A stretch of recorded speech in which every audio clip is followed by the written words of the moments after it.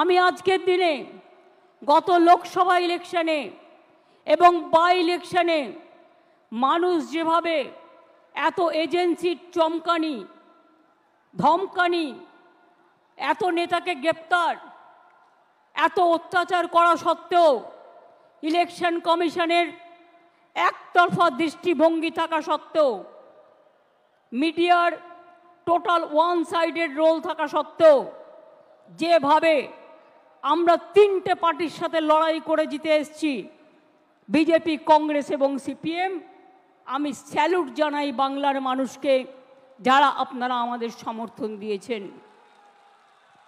যারা দেননি, আগামী দিন তাদের কাছেও সমর্থন আশা করব। সাধারণ মানুষ ছাড়া তৃণমূল পথ চলতে পারে না।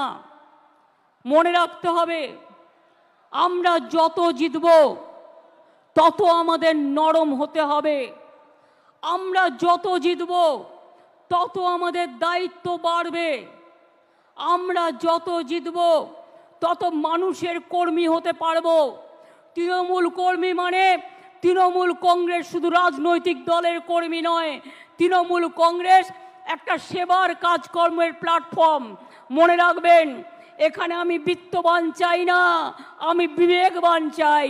যার বিবেক আছে, যার আবেগ আছে, যার অশ্রু আছে, যার শরৎ আছে, যার ভাদ্র আছে, যার আশ্বিন আছে, আবার যার ফাগুনও আছে, আবার যার শীতও আছে, আবার যার বসন্তও আছে। 21শে জুলাই সর্বধর্ম সমন্বয়। আমি সবাইকেই বলি,